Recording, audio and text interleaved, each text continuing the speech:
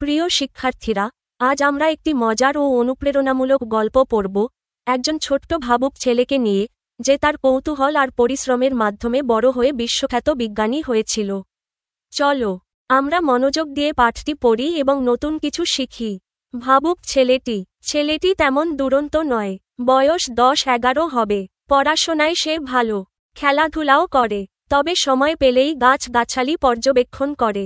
রোদ বৃষ্টির ব্যাপারটাও সে দেখে। আকাশে মেঘ ডাকে, বিদ্যুৎ চমকায়, বাজ পড়ে। কেন এমন হয়? অবাক বিস্ময়ে সে ভাবে। ঝড়ে গাছপালা ভেঙে গেলে বাবাকে প্রশ্ন করে, আচ্ছা বাবা, গাছ ভেঙে গেলে ওদেরকে কাটলে ব্যথা পায় না? ছেলের কথা শুনে মা হাসেন। বাবা কিন্তু হাসলেও ছেলের প্রশ্নের জবাব দেওয়ার চেষ্টা করেন। ওর বাবা ম্যাজিস্ট্রেট ছিলেন, আগে স্কুলে শিক্ষকতা করেছেন। ছেলেটির বাবার বাড়ি বিক্রমপুরের রাড়িখাল গ্রামে, তবে তার জন্ম ময়মনসিংহে 1858 সালের 30শে নভেম্বর। ওর পড়াশোনায় হাতেখড়ি হয়েছিল বাড়িতেই। তারপর ময়মনসিংহে স্কুল শিক্ষার ধাপ শেষ করে ভর্তি হয় কলকাতায়।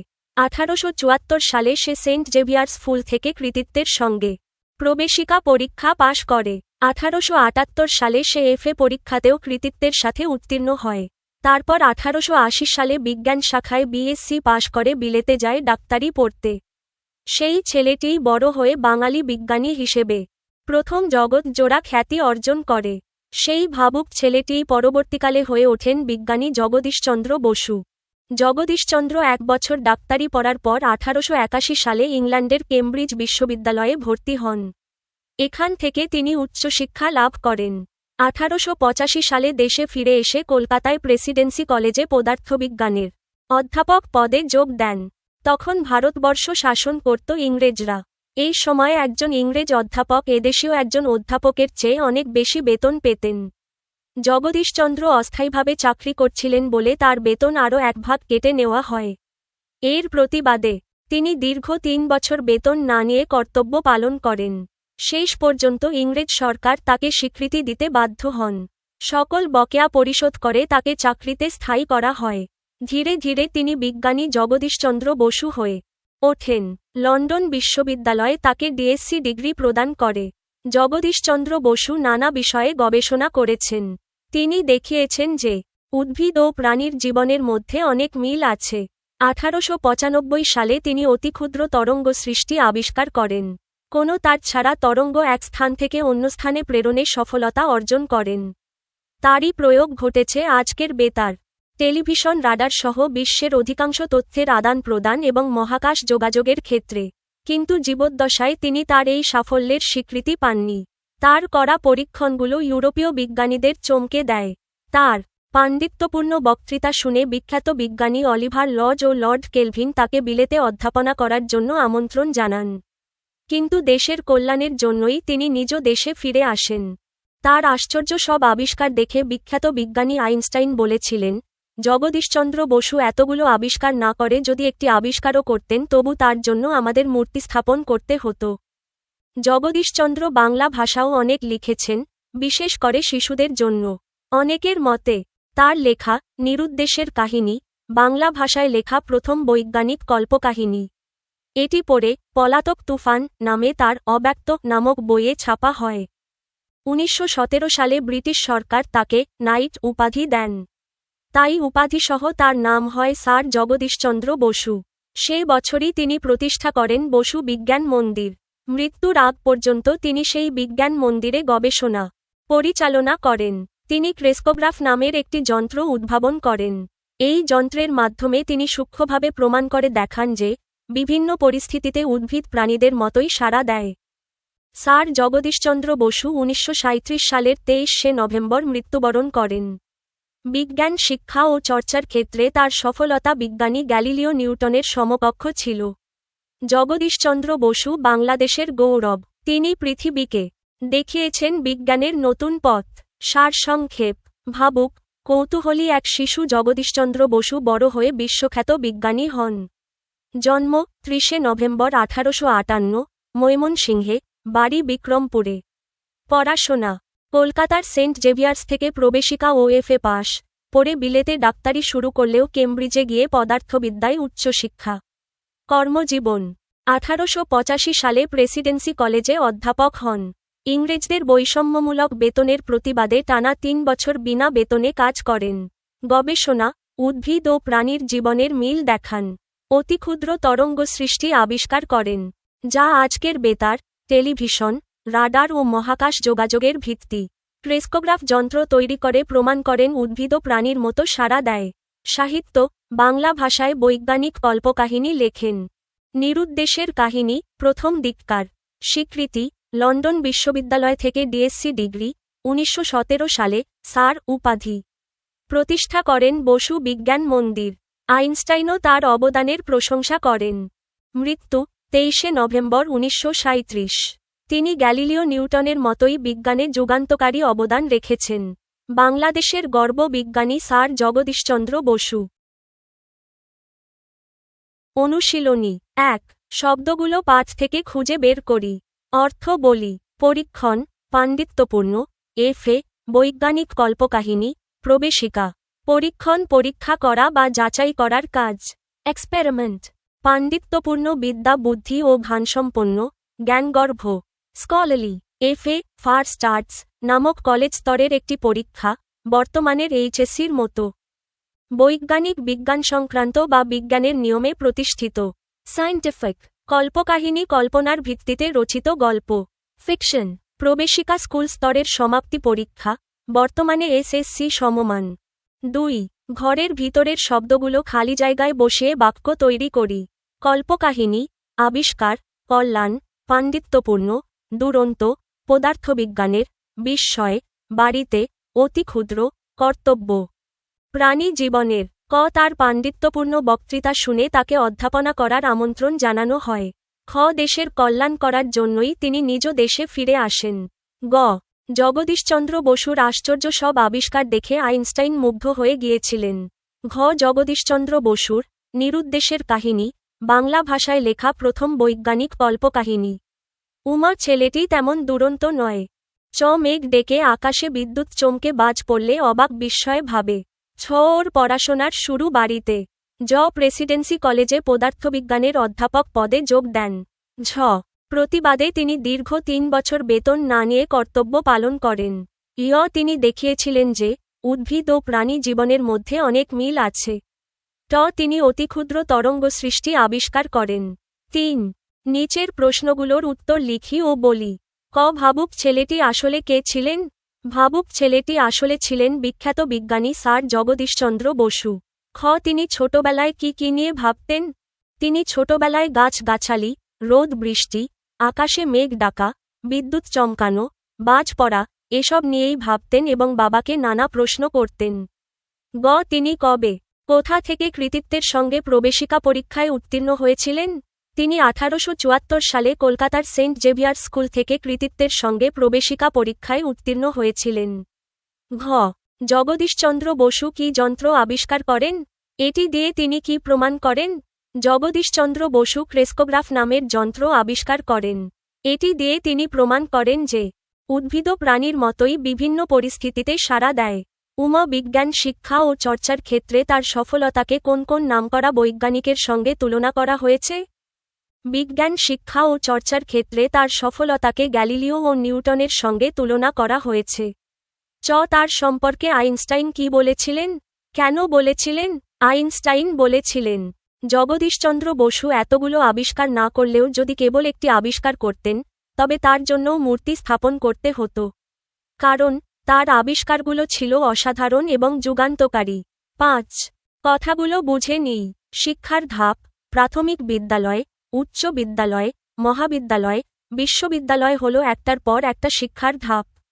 শিক্ষার ধাপ, পড়াশোনার বিভিন্ন স্তর বা পর্যায়, যেমন প্রাথমিক, মাধ্যমিক, উচ্চ মাধ্যমিক ইত্যাদি।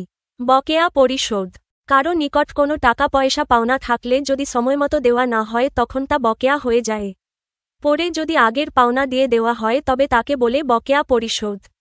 বকেয়া পরিশোধ, জমে থাকা টাকা বা পাওনা শোধ করে দেওয়া।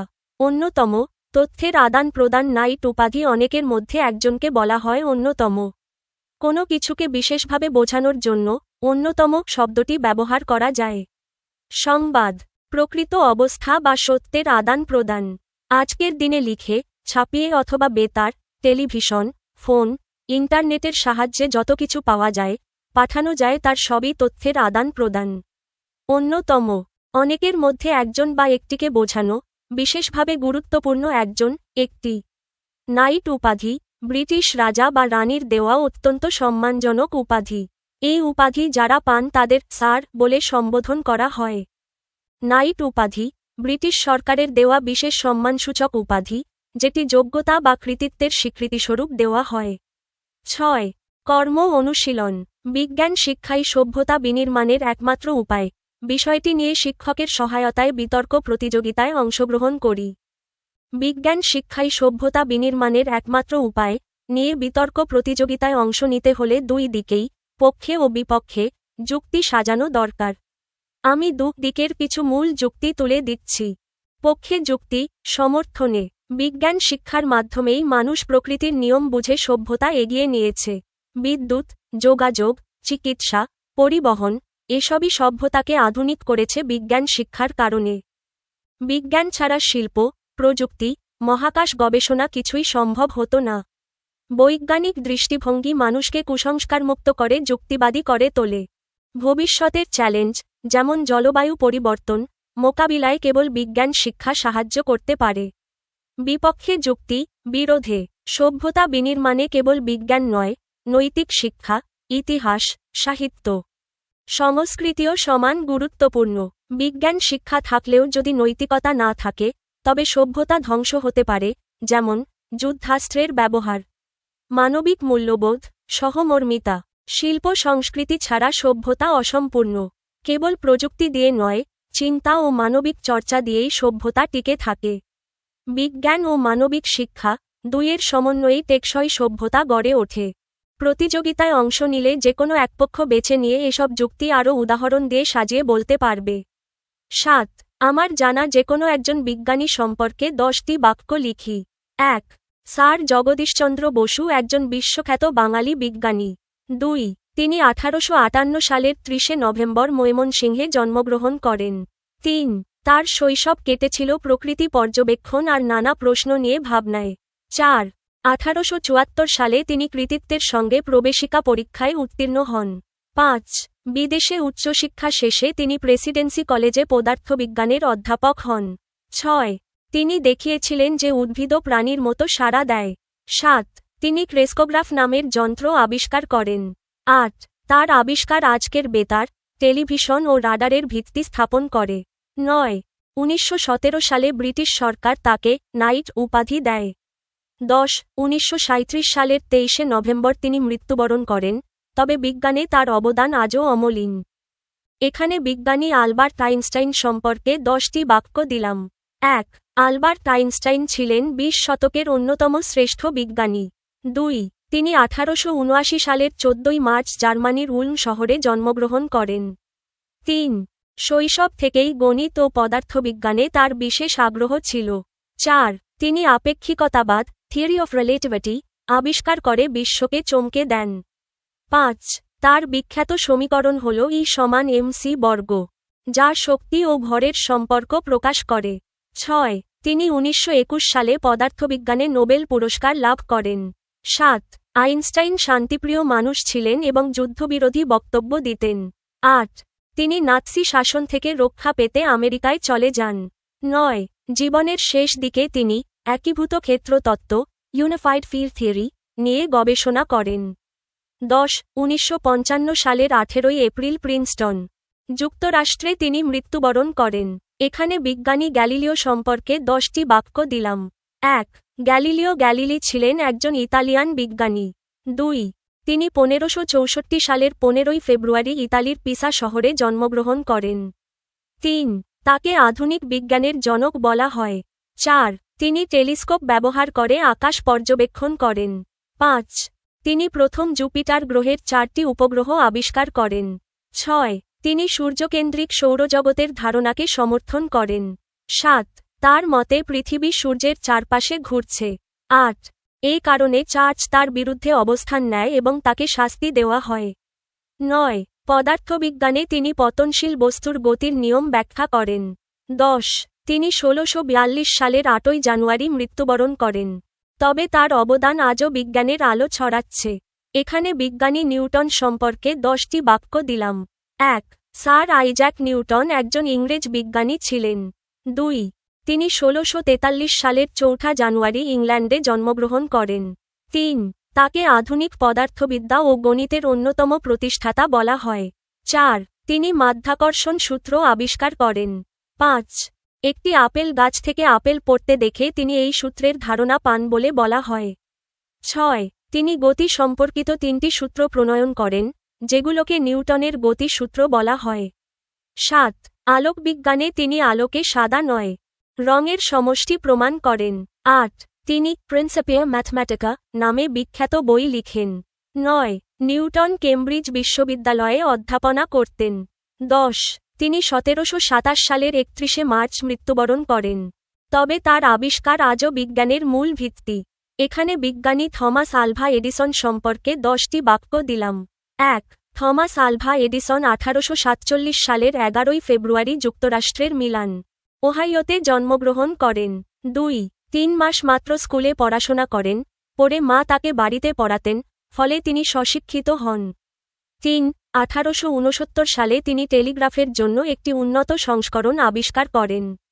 4 1877 সালে তিনি ফোনোগ্রাফ আবিষ্কার করেন, যা শব্দ রেকর্ড ও বাজানোর প্রথম সফল যন্ত্র। 5 1879 সালে তিনি কার্যকরী কার্বন ফিলামেন্টের বাল্ব আবিষ্কার করেন। 6 1876 সালে তিনি নিউ জার্সির মেনলো পার্কে বিশ্বের প্রথম শিল্প গবেষণাগার প্রতিষ্ঠা করেন। 7 জীবনে তিনি মোট 1,093টি পেটেন্ট লাভ করেন। 8 1888 সালে তিনি কিনেটোস্কোপ নামে চলচ্চিত্র প্রদর্শন যন্ত্র উদ্ভাবন করেন। 9 তিনি বিশ্বের প্রথম বাণিজ্যিক বিদ্যুৎ সরবরাহ ব্যবস্থা তৈরি করেন, যা 1882 সালে নিউ ইয়র্কে চালু হয়।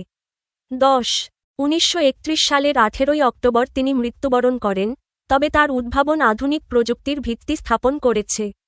আপনারা আমাদের ভুলগুলো কমেন্টে জানাতে পারেন। যদি উপকৃত হন, তবে সাবস্ক্রাইব করুন, ভিডিওটি শেয়ার করুন এবং বন্ধুদের সঙ্গে জানিয়ে দিন। আমাদের আয়োজন এমনভাবে পরিকল্পনা করা হয়েছে যাতে শিক্ষার্থীরা কোনো গাইড বই ছাড়াই নিজস্বভাবে আনন্দের সঙ্গে শিখতে পারে এবং জ্ঞান অর্জন করতে পারে। ধন্যবাদ।